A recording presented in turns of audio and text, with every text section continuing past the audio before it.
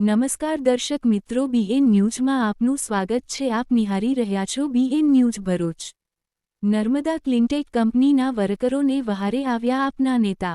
ભરૂચ જિલ્લાના અંકલેશ્વર તાલુકામાં આવેલી નર્મદા ક્લિનટેક કંપનીમાં આમ આદમી પાર્ટીના નેતા પિયુષ પટેલે વર્કરની રજૂઆતોને ધ્યાને લઈ નર્મદા ક્લિનટેક કંપનીમાં રજૂઆત કરી. મંગળવારે શું થાય છે તે જોવું રહ્યું. રિપોર્ટર ઇમરાન દિવાન, બીએન ન્યૂઝ ભરૂચ.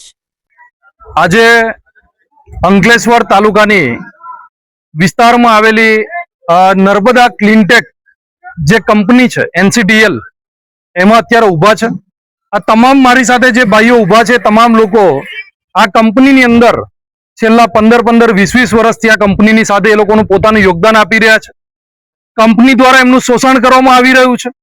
અગાઉ પણ અહીંના જે CEO છે એમની સાથે વાત કરવામાં આવી હતી, ટેલિફોનિક ઉમેશ ચૌહાણ સાહેબ સાથે. એમને રજૂઆત કરી હતી ને એમને કીધું હતું કે ભાઈ અમે આની ઉપર ચોક્કસપણે ધ્યાન આપીશું. એ ધ્યાન નથી આપ્યું. આજે ફરીથી અમારી જ્યારે એમની સાથે મુલાકાત હતી ત્યારે અત્યારે કંપની પર હાજર નથી. મંગળવારનો દિવસ એમના દ્વારા આપવામાં આવ્યો છે. ત્યારે અમે આશા રાખીએ છીએ કે મંગળવારના દિવસે આ બેઠક થઈ જાય.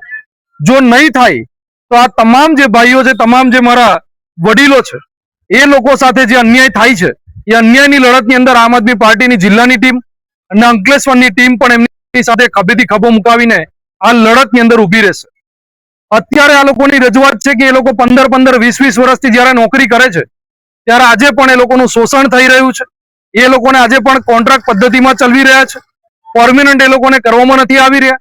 એ લોકોને જે કામ કરાવવામાં આવી રહ્યું છે એ કામ એટલું નીચલી ગુણવત્તાનું કરાવવામાં આવી રહ્યું છે. કોઈ પણ સેફટીના સાધનો વગર, કોઈ પણ PPF કીટ વગર એ લોકોને અંદર કેમિકલ વાળું જે વેસ્ટ મટીરિયલ હોય છે એની અંદર ઉતારવામાં આવી રહ્યા છે.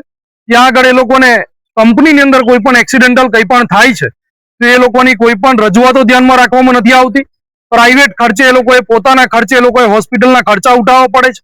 એની સાથે જ આજે જે 4-5 જે વડીલ છે એ લોકોની ઉંમર અત્યારે 58 વર્ષની થઈ ગઈ છે. આ કંપનીની અંદર એમનું પોતાનું જીવન સ્વાહા કરી દીધું. તેમ છતાં પણ આ કંપની દ્વારા કોઈ પણ નોટિસ વગર એમને છૂટા કરી દેવામાં આવ્યા છે. તો આ જે કોન્ટ્રાક્ટ પદ્ધતિ છે એ બંધ થાય અને કંપની દ્વારા આ લોકોને એ લોકોની ગ્રેજ્યુટી આપવામાં આવે, એ લોકોના પગાર વધારા કરવામાં આવે, કંપનીની અંદર ભરતી કરવામાં આવે, કંપની કોન્ટ્રાક્ટમાં લેવામાં આવે, એવી તમામ વિવિધ માંગો સાથે અમે મંગળવારે આના CEO ને મળવાના છે. જો યોગ્ય નિરાકરણ નહીં આવે તો આગામી મંગળવારે મળ્યા પછી 2 દિવસની અંદર અમે ધરણા ઉપર બેસીશું ને કલેક્ટર સાહેબને આની રજૂઆત કરીશું.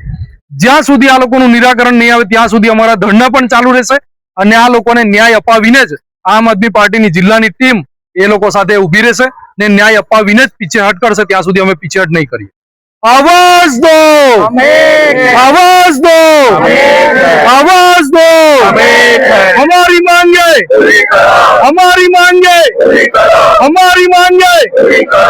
जय हिंद, अस्तु, भारत माता की जय.